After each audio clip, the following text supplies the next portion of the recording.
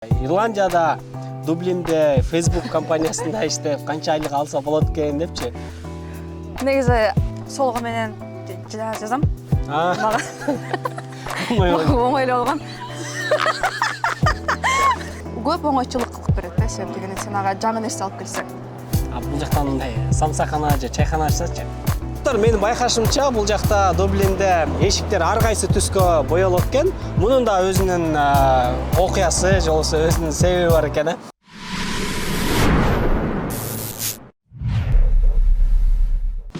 Ассаламу алейкум достор, бардыгыңыздарга салам. Биздин YouTube каналынын көрүүчүлөрүнө Ирландиядан салам. Ирландиянын Дублин шаарында паркта турабыз. Бул жакта Дублинде жашап, ушул жакта иштеген биздин кыргыз мекендештерден интервью алып, маек курууну баштадык. Анда эмесе алдыңкы мүнөттөрдө бизден алыстабай туруңуздар. Асел кандайсың? Жакшы, өзүң Мана кандай? жакшы. Жакшы. Асел жумуштан чыккандан кийин бүгүн Асел тууралуу жана мунун жумушу, негизи эле Дублин тууралуу кененирээк сөз кылабыз.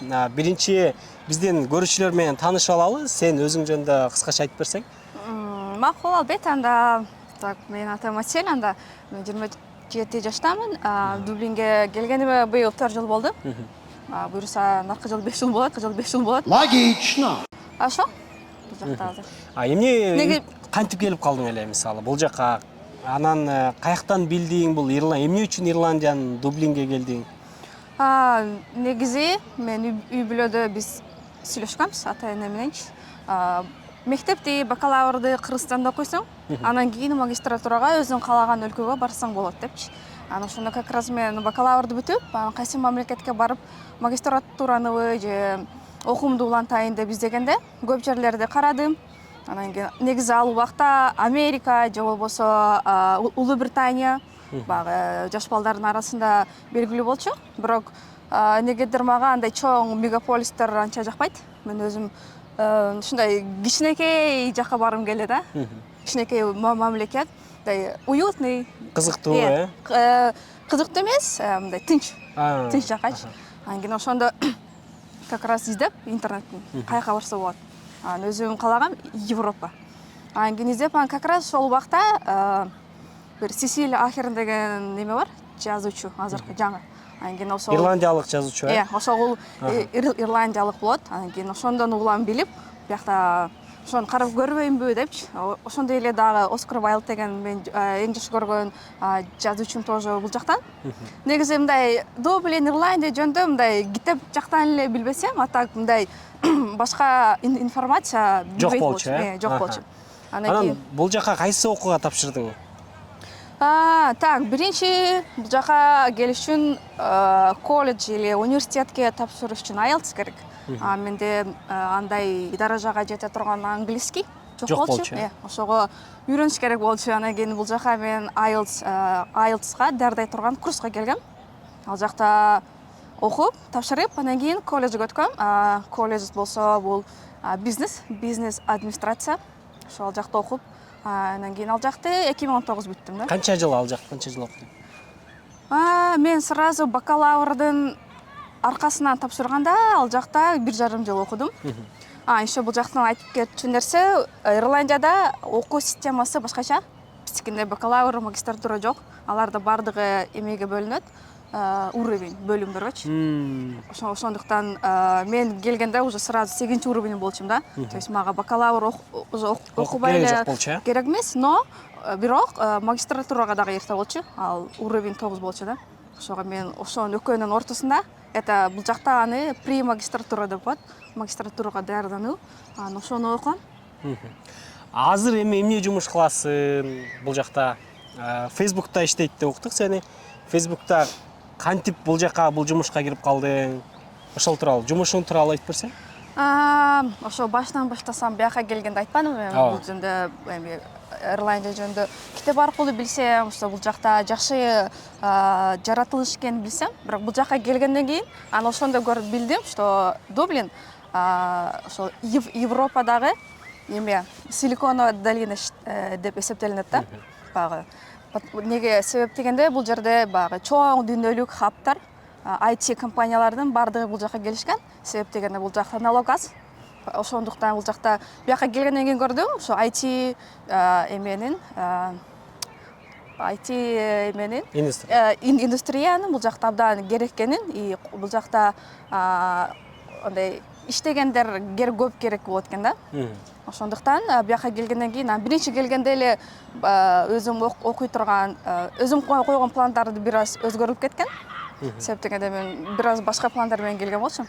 Бияка келип, значит, мен дагы ушул жашоонун агымы менен деп коебузбу кеткен. Значит, мен деле ошо IT чыгарасына кирип көрсөмбү, окуп көрсөмбү деп. Ошондуктан ошондой эле мындай кичине эме болгон. План, да? Ушундай компанияларга кирсем деп, ошондуктан атайын мен негизи колледжим эмеге IT жака багытталат да. Ошондуктан аны бүткөндөн кийин уже мындай көп эле компанияларга тапшырып, ошол жака өттүм. Анан эми Кыргызстандан бул жака келгенде мындай биринчи силерге көзүңөргө көрүнгөн, же болбосо силерди таң калтырган кандай өзгөчөлүктөр бар экен? Биринчи жаккан нерсе адамдары. Бул жерде бардык эле ошо бул жакта жашаган адамдар менен макул болушса керек. Адамдар абдан эме боорукер и жардамга ар дайым даяр да. Мындайча айтканда бат эле тил табышып кетесиң. Мындай биринчи келгенде кечке ар кимден ар нерсени сурап, бул жака кандай барам, бул жака эмне кылам десем, бардыгы жардам берет да. И еще дагы бир жакшы жери ар дайым жылмайып жүрүшөт. Мындай өзүңүз деле көрсөңүз керек. Бул жерде адам бири-бирине экөөңөр бири-бириңи таанып алсаңар деле, бирок сөзсүз бири-бириңерге салам бересиңер да. Анан бул жакта кыргыздар көппү? Сизге окшоп иштеп жүргөн же азбы? Негизи менин эсебим боюнча кыргыздар азыр бир 15-16. Бизде WhatsApp группа бар. Bundan да көп деле болушу мүмкүн, бирок биз алардан кабардар эмеспиз да.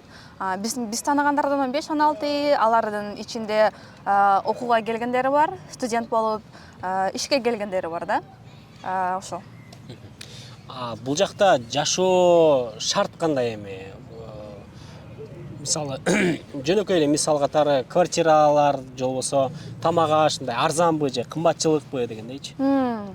Жашоо шарт жакшы. Мисалы, бир айга бир адамга жашаса, бир канча акчага жашашы мүмкүн? Минимальный эме жашоо шартка керектелүүчү бул жакта 1200 евро деп коелу. Бул минималда эмеңе арендага, тамак аш, анан кийин нары бери басканы. Жашоо шарт кымбат. Себеп деген ол жакта аренда аябай кымбат. Бирок ошого жараша айлык дагы жакшы. Мындай Европа өлкөлөрүнүн арасында айлык акы боюнча эң жогорку эмес, бирок эң жогоркулардын катарына кирет. Анан эми элдердин баарына аз кызыктуу болуп аткан болуш керек. Facebook'та иштесе канча айлык алат болуш керек депчи.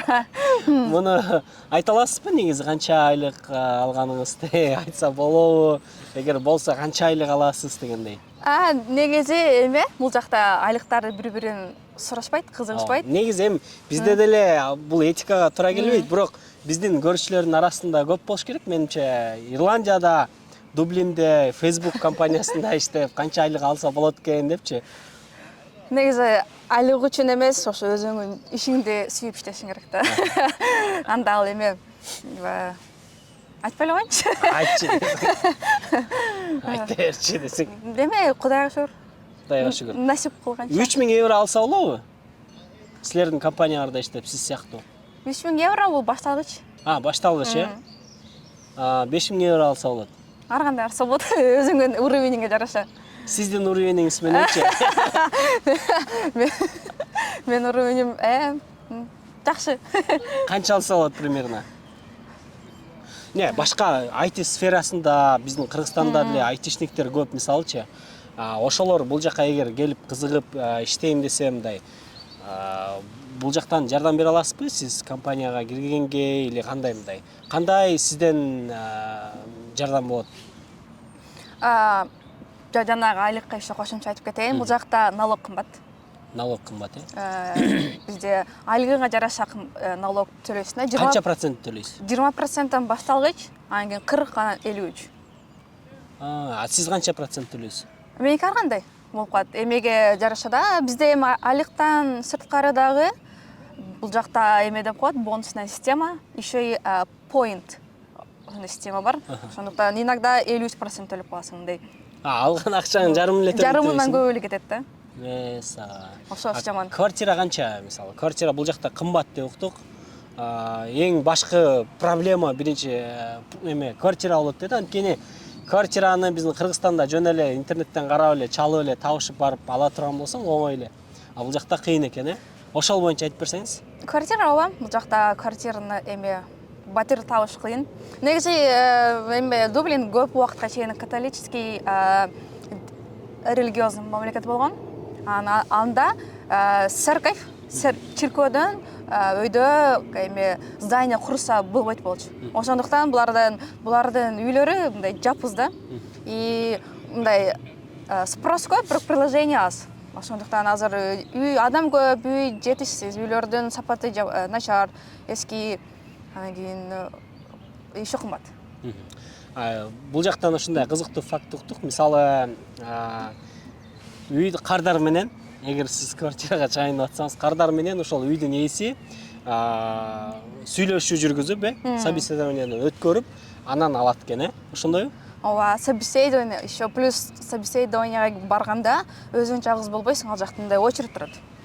То есть үйдү сен тандабайсың, сени тандайт да. Сени тандайт. Сени тандайт. Ошондуктан кыйын биякта үй табыш. Тем более азыр багы Британия Брекситтен чыгып кеткенден кийин көп компаниялардын баары бул жака келбедиби? Ошого жараша адамдар дагы көбөйдү. И бир үй до сих пор аз. Ошондуктан азыр бул абдан мындай острый эме турат. Ушундай көйгөйчү. Түшүнүктүү. Эми кандай кыйынчылыктар, кандай кыйынчылыктар болду башына келгенде? Бул жактан таанышыңар жок болчу да туурабы? Мен келгенде жок болчу тааныш. Мен мындай кыргыздардын биринчилерден болуп деп айта албайм. Мүмкүн башка бардыр да, илгери келгендерчи. Но один из первых деп коелу, мындай студент катары келгендерденчи. А так ага чейин деле көп бар болчу. Мен келгенде жок, жардам бергенге эч ким жок, кыргыздар жок, достор жок, вообще эч кимди тааныбайм. Жөн эле өзүм чемодан алдым, ушундай нерсени кааладым, анан келдим. Бирок бардыгын өзүң нар жактан бер жактан сурап, маалымат алып кылсам болот. Достор, Дублин боюнча дагы бир кызыктуу маалымат. Бул жакта машиналардын бардыгы оң рулдуу экен, оң рулдуу автоунаалар болгон үчүн жол тескерисинче экен. Жол эрежеси бул жактан тескерисинче бул жакка кетет экен, ал эми встречный бизде бул жактан сол жактан келсе, бул жакта оң жактан келет экен. Ооба. Башында кыйналган жоксуңарбы ушул жак боюнча? Жок, кыйналган жокмун. Мен өзүм солго менен жазам. Мага оңой эле болгон.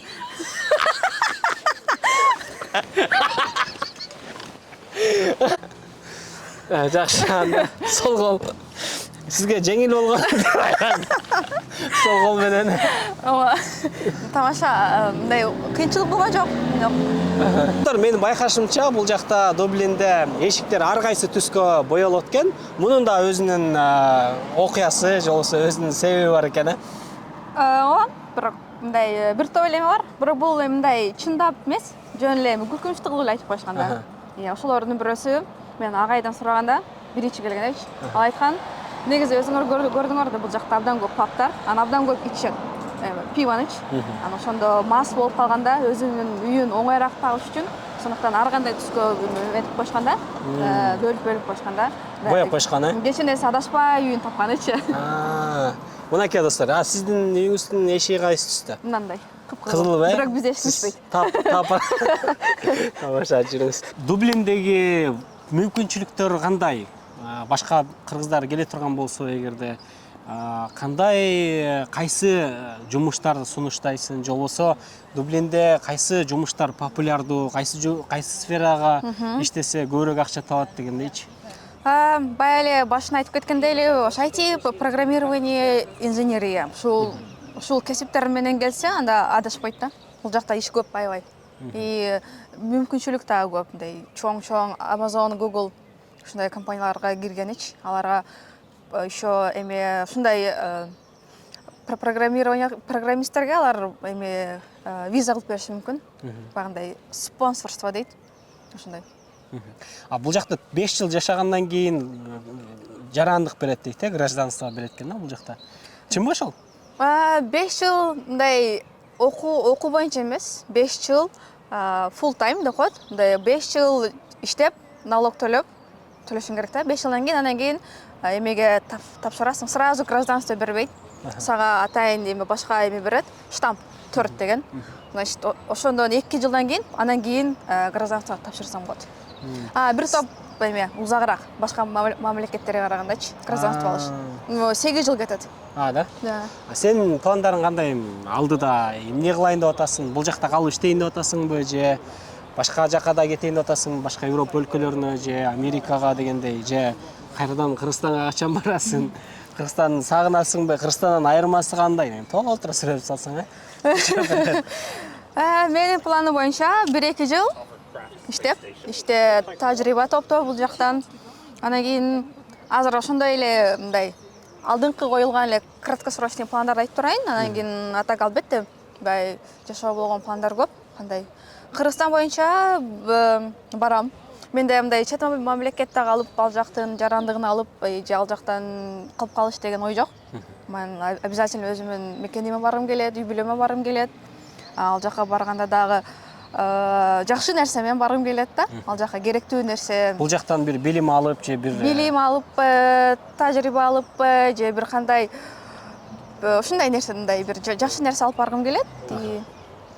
Бирок буйруса да.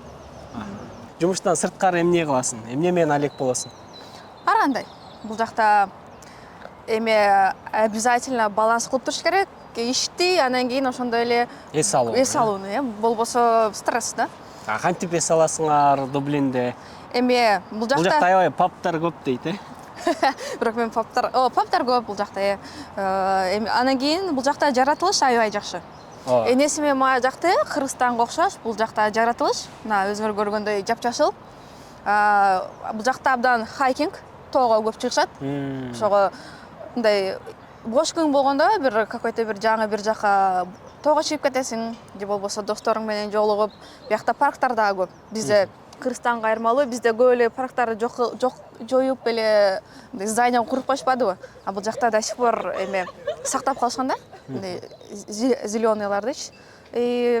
Паптарга барасың, анан кийин жим, если өзүңөр көрсөңөр, бул жакта спорт почти ар кайсы адам бул жакта спорт менен машыгат, жүгүрөт, жимге барат. Бүгүн негизи Аселянын жумушуна барып, ал жактан атмосферасын, ал жактын аурасын, негизи эле жумуш боюнча дагы ошол жактан тартмакпыз, бирок ал жака сырттан келген адам киргизбейт экен. Ошон үчүн көчөлөрдөн, парктан тартканга туура келди.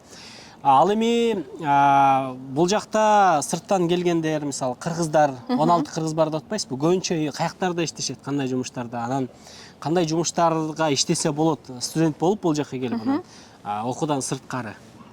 Биринчи сурооңо, ооба, тилекке каршы мен иштеген жериме бара албайм, себеп дегенде ошо бул жакта ковид до сих пор бар, ошондуктан ограничение. Анан кандай ишке иштесе болот? Бул жака көбүнчө бардыгыбыз студент болуп келгенбиз да. Эчким ошондуктан студент болуп келгенибизде биринчи обязательно англис тилди бир кандайдыр бир деңгээлде билиш керек.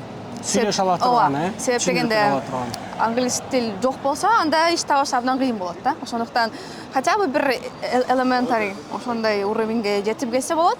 Анан бул жакта негизи англис тилди батыл үйрөнүп кетет, себеп дегенде практика. Окуу менен жараша кошо эле. Бардык жерде англисче сүйлөшөт турбайбы? Менимче ирландиялыктар өздөрү деле англисче сүйлөшөт, Негизи ирландиялар өзүнүн тили бар. Келтик. Бирок бул Ирландия бир канча жылдарга Улуу Британиянын колониясында болгон. Ошондуктан карамагында болуп, эми өзүнүн тилин унутуп, только мындай 99% англис тилде сүйлөйт. 1% өзүнүн тилинде сүйлөйт. Вообще негизи Ирландия өздөрүнүн тилинде air болот. Англисче Ирландия болуп калат да. Ошо. Анан кийин бирок батыл үйрөнүп кетет биякта англис тил, потому что мындай теория караганда практика оңоюраак. Бияка башында сурагандай иштеш керек. Келип эле иштегенде ар кандай. Негизи жумуш табыш оңой элеби же аябай бул да квартира тапкандай эле кыйынбы, татаалбы? Негизи жумуш табыш оңой, потому что алар көбүнчөсү тейлөө кызматында иштешет. Ал жакта ар дайым Официант болуп. Кол керек, и ооба. Ошондо официант, официант же болбосо бартендер, уборщицалар көп бар, же болбосо деливер иштегендер көп. Иш табыш адамдын өзүнөн го дейм, бирөө 2 айлап деле таба албайт. Жөндөмө болбосо. Эми шустрый болуш керек деген сөз да. Сиз башында эмне жумуш кылдыңыз? Мен биринчи келгенде магазин айс эмеде мороженое, балмуздагы магазинде иштегем, итальянский. Азыр мына жерде барсак көрсө болот. Сатчы болуп иштегем. Мен ошол жактан абдан англис тилди жакшы мындай өздөштүр. Кардарлар менен сүйлөшүп, бат эле өздөштүрүп кетесиң да. Ушундай эле иштейсиң, анан ооба бир Ошол жетеби эми күнүмдүк жашоо анан квартирага төлөгөнгөчү, окуганга? Бул мындай сенин эмен кандай, эгерде бул жака келип окуп, же эле жашайм десең, андай жетет. Мындай жыл эме жумасына 20 саат иштейсиң, бул ошол эмеден мамлекет тарабынан коюлган правило. Андан ашык иште албайсың, ошо 20 саат в неделю ал жетет, ал үйүңө жетет, тамак аш, нары бери жүргөнү, даже чет өлкөгө барып эме кылып келгенде жетет, саякаттап келген, ооба. Ан эгерде сенин оюңда акча топтойм деген болсо, анда 20 саат эмес, андан көбүрөөк иштешиң керек да. Обязательно ар бир үйдө 3 контейнер болот. Биринчиси пластик. Аны жөн эле пластикти ар бир үйдө сөзсүз түрдө 2 бөлүшөт же 3кө? Обязательно 3 болуш керек. Бирөөсү пластик, экинчиси просто общий эме мусор, үчүнчүсү пищевые отходы. То есть экөөнү бардыгын бириктирип кое албайсың да. Бириктирип койсоңчу? Штраф. Да? Штраф төлөйсүң. Бул жакта каждый ар күнү ар кандай түрлөрүн эметип кетишет. Жыйнап кеткенде барып пластикти переработка кылышат. Ошондуктан буга абдан көңүл көп бурушат. Негизи ушул тема мындай Ирландия абдан эко-френдли мамлекет. Ошондуктан бул жакта мындай ар бир кардар кофеге барганда дагы өзүнүн стаканы менен барганга аракет кылат, же кола, же мындай бир суусундук алганда өзүнүн эмесин алып келгенге аракет кылышат. Строу. Өздөрүнүн бутылкаларын, Бутылка да ушулордучу мындай. Өзүнүн идиштерин мындай коробка, пластиктерди канчалык аз колдонгону бардыгы умтулушат да, мындай өзүнүн мындай эме жоопкерчилик сезип, мындай бардыгы ошого өздөрүнүн салымын кошот. Молодец. Азаматсың, жакшысың. Кандай сунуш бересиң эми? Бул жака адамдар, кыргыздар келиш керекпи же келбей эле коюш керекпи? Кимдер келиш керек? Келиш үчүн эмне кылыш керек? Эмнени билиш керек? Негизи адам биринчи өзү чечиш керек. Келгиси келеби, келгиси келбейби, мындай. Шындап ичинен осознанный чечим болуш керек. Анан кийин көрүп алып бирөө кетип атса, бирөөнүн баласы кетип атса, мен эле кетем деп бияка келип алып көп нерсеге кыйынчылыкка кабыл кылып, анан кийин ошондо жаман болот да. Ошондуктан биринчи келгенге жараша айтат элем, азыркы биздин век информационный. Ошондуктан биринчи информацияны толтура алып, билип, каяка келип атасың, кандай мамлекет, эмне керек эмес, ошону билип, анан кийин келсе болот. Особенно баягы айткандай, эгерде именно ошо IT жактан көп эме кылам, карьера кылам десең, ошол жака келсең болот. Плюс еще бул жактан бизнестерге стартап. Именно ошол эмеге artificial intelligence, эмеге искусственный ум. Ошондой жактан кийин стартап кылса, бул жакта абдан жакшы негизи мамлекет эме жакшы эме түзүп берет, шаар түзүп берет, көп жылга инвестиционный, климат аябай жакшы, мындай аз налог, пороговый налог төлөп, мындай көп оңойчулук кылып берет да, себеп дегенде сен ага жаңы нерсе алып келсең. Бул жактан мындай самсакана же чайкана ачсачы? Биринчи рынокты изилдеш керек го дейм. Ошого спрос бар самсага бул жактачы. Бул жакта менин жеке оюмча камыр эмелер анча кетпейт да. Бул жакта көп алкогольный бирнерсе ачсаң, ошо жакшы кетиши мүмкүн да. Ошондон кымыз келип саткылан да. Аселина экөөбүз азыр жергиликтүү пабтардын бирине келдик, чай ичкени. Иә. Анан Анан буюрса дагы да болсо Дублинде жашап жаткан кыргыздардан, кызыктуу каармандардан интервью алып силерге көрсөткөнгө аракет кылабыз. Бүгүнкү убактыңызды бөлгөн үчүн сизге терең ыраазычылык. Кызыктуу маек үчүн биздин көрүүчүлөр менен кайрылып алсаңыз болот. Анда ажиреттин подписчиктерине салам бардыңарга. Окугула, саякаттагыла, негизи жашоо кызык. Жашаш керек деп коесуз. Жашаш керек. Негизи көп мүмкүнчүлүктөр бар. Ошо ар бир мүмкүнчүлүктү колдонуш керек. Анан бир мындай зона комфортто кирип отуруп калбай, ар дайым кымылдап, өнүгүп өсүп, өзүң каалагандай жакшы бир жашоо өзүңө шарт түзүп алыш керек. Чоң рахмат сизге. Рахмат. Урматтуу көрүүчүлөр, бул интервью боюнча сөзсүз түрдө комментарий жазып, лайк басканды унутпайбыз жана видеону башкалар менен бөлүшүңүздөр туугандар. Көрүшкөнчө.